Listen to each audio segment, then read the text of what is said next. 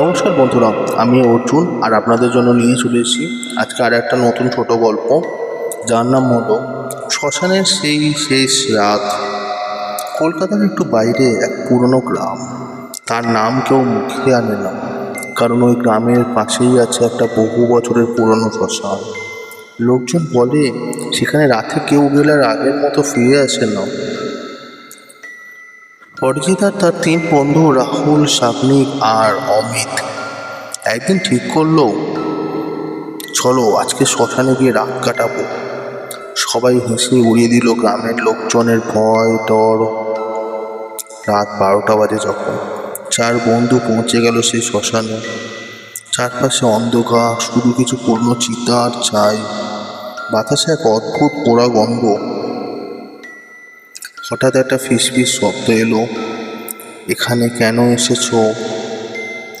অমিত ভয় পেয়ে বলল, কে ওখানে? কোনো উত্তর নেই। হঠাৎ তারা দেখে একটা সাদা শাড়ি পরা মেয়ে দূরে দাঁড়িয়ে আছে, আর তার মুখ দেখা যাচ্ছে না। রাহুল বলল, এই কে তুমি? মেয়েটা ধীরে ধীরে ঘুরল, তখনই ওদের বুক কেঁপে উঠল, কারণ ওই মেয়ের মুখ নেই, শুধু একটা ফাঁকা কালো গর্ত, আর সেই গর্ত থেকে ধোঁয়া বেরোচ্ছে, যেন সেই চিতার ধোঁয়া। হঠাৎ সে দৌড়াতে শুরু করলো সোজা তাদের দিকে। 4 জন ছুটে পালাতে লাগলো, কিন্তু অরিজিৎ পিছনে তাকিয়ে দেখলো মেয়েটা দৌড়াচ্ছে না, সে ভেসে আসছে মাটির উপর দিয়ে। তারপর এক ঝটকায় অরিজিৎ পড়ে গেল।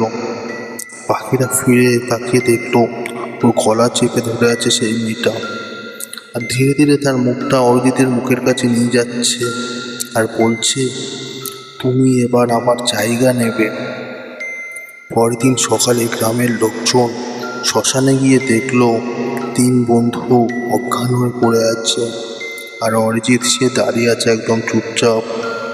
তার বন্ধুরাও তাকে ডাকতেই সে ধীরে ধীরে ঘুরল, আর তারা দেখলো অরিজিতের কোনো মুখ নেই, শুধু একটা কালো ফাঁকা গর্ত। গল্প সমাপ্ত বন্ধুরা। কেমন লাগলো অবশ্যই জানাবেন গল্পটা, আর কিছু ইমপ্রুভ করতে পারলেও অবশ্যই জানাবেন। আপনাদের সাপোর্ট বজায় রাখবেন। ধন্যবাদ সকলকে।